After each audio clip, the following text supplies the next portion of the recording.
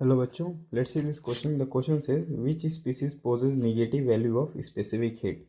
और इसके ऑप्शंस है A saturated vapours, B ice, C water and D vapours. So इस क्वेश्चन में हमसे पूछा गया है कि इन चारों में से किसकी वैल्यू जो होती है स्पेसिफिक हीट की वो निगेटिव होती है। तो चलिए इस क्वेश्चन को सॉल्व करते हैं। सो इस क्वेश्चन का जो की कॉन्सेप्ट वो ये है, negative specific heat capacity means that in order to rise the temperature,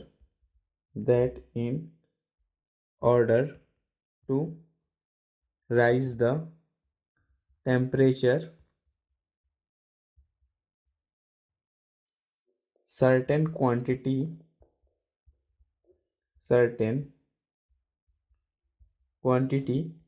of heat is to be withdrawn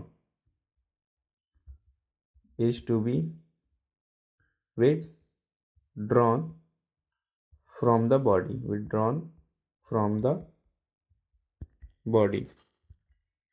मतलब क्या हुआ कि जो नॉर्मल स्पेसिफिक हीट कैपेसिटी होती थी उसमें क्या होता था कि हम कुछ हीट प्रोवाइड करते थे ताकि उस अमाउंट ऑफ सब्सटेंस का temperature by 1 degree Celsius increase हो। लेकिन जो निगेटिव हीट कैपेसिटी है इसमें हम क्या कर रहे हैं, हीट को विड्रॉ कर रहे हैं, मतलब हीट को निकाल रहे हैं उस ऑब्जेक्ट में से या फिर उस बॉडी में से, ताकि उसका जो टेम्परेचर है वो राइज कर सके। यहीं पे हम स्पेसिफिक हीट कैपेसिटी की भी डेफिनेशन लिख सकते हैं। पहले जो निगेटिव स्पेसिफिक हीट कैपेसिटी का जो एग्जाम्पल है वो होता है saturated vapors।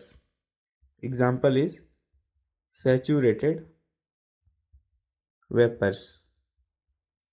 अगर हम सैचुरेटेड वेपर्स का टेम्परेचर बढ़ाना चाहते हैं तो इसमें से हमें हीट को क्या करना पड़ेगा, विड्रॉ करना पड़ेगा, इसे हम हीट देना नहीं पड़ेगा। सो जो स्पेसिफिक हीट कैपेसिटी होती है वो क्या होती है, specific heat capacity is the amount of heat